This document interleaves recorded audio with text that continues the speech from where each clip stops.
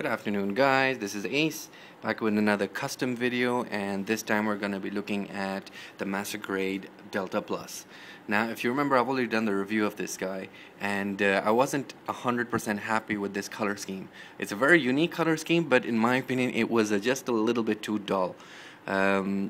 Just gray, light gray for the armor parts, dark gray for the inner skeleton. You got a little bit of white and a little bit of blue, and that was it, you know. So I wasn't really happy with this. I wanted to do something a little bit extra, a little bit more eye-popping, I guess, a little more eye-catching, a little more vibrant. I don't know, just something a little bit more. And so basically what I did was just spend a little bit of time on the weekend. And originally what I wanted to do was to do white for all the gray pieces that we have for the armor, do white, and then for all the little highlights and the blue pieces I would do red. So it would be a very popping thing.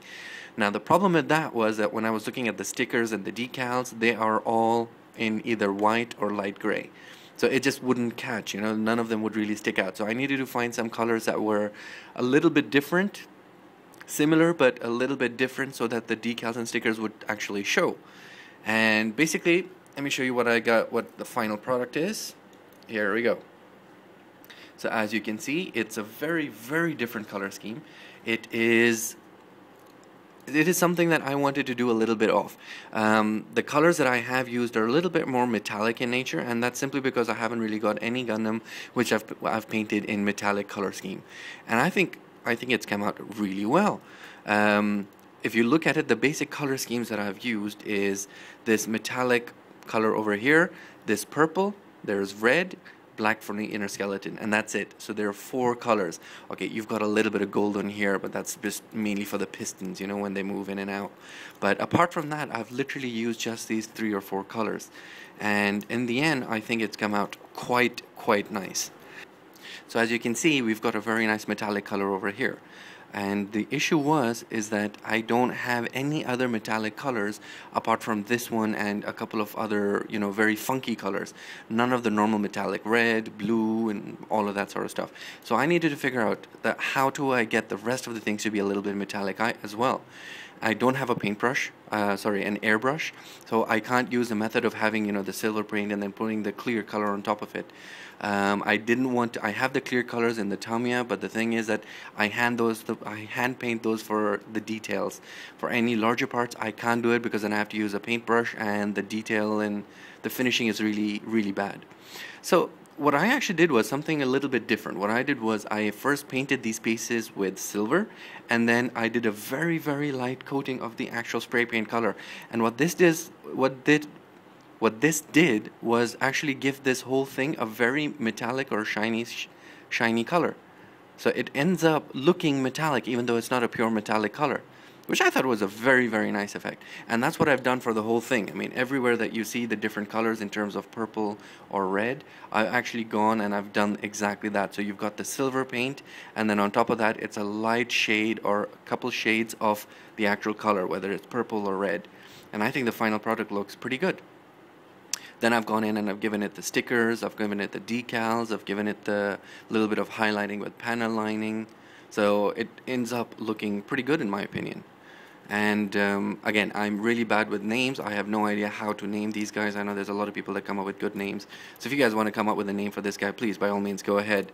But for me, I think I'm just pretty happy with saying Ace's Delta Plus Gundam Customized. Otherwise, in the end, everything looks pretty good. You've got all the stickers on there, you've got all the details. And you know, when the thing is, when I was actually going and painting all of these guys, I ended up seeing so many similarities between this guy and the Yakushiki. I mean, of course, the wings are obviously very similar. The face is incredibly similar. I mean, forget these V-fin, which is very animalistic in my opinion, but it's a lot like the Hyakushiki, the face in general. The legs also is something that I didn't notice earlier, but it is very much like Hyakushiki. And what a friend of mine told me was that basically in the original Zeta series, this guy was supposed to be the one that was supposed to be there instead of Hyakushiki. But the trouble was that the engineering at that time wasn't good enough, so this is why they just made him a standalone Gundam kit for the Hyakushiki, and they had to wait for this long to actually get this guy out properly. I mean, you've seen the transformation in my review. It's almost exactly the same as the Zeta Gundam, so you can tell he's got a lot of history from those guys. Now, basically the paints that I've used for this guy are brushed metallic satin from Krylon. This is a fantastic paint, by the way, guys. It's got such a beautiful finish to it, and I really don't know how well it's going to show up over here, but it's a very, very beautiful. It is metallic in nature, but it's more of a shine or a sheen rather than pure metallic color, and I absolutely love the way this thing has come out. It's really, really beautiful. For the inner skeleton, I've used a normal flat black.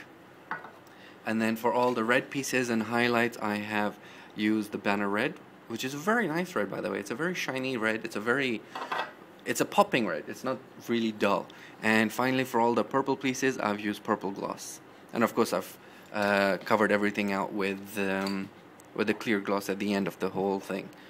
And if you remember, I was having a few issues with this guy's joints. So the legs were a little bit loose, the hip was a little bit loose, and the gun and the weapons were just not fitting in the hands, and this is all done now itself. The basic concept to do this is actually very simple. When you're painting this guy, just make sure you give him one extra paint, for example, on this as well as on the weapon itself. And then when you're finishing it off, just make sure you give it a nice clear coat. In fact, give it 3. So this will actually cover up the whole place. It'll give it a little bit more thickness, and it will hold the weapon and solve all your joint issues. Now, I am working on the weapon itself. I haven't really finished it. I'm just still working on it.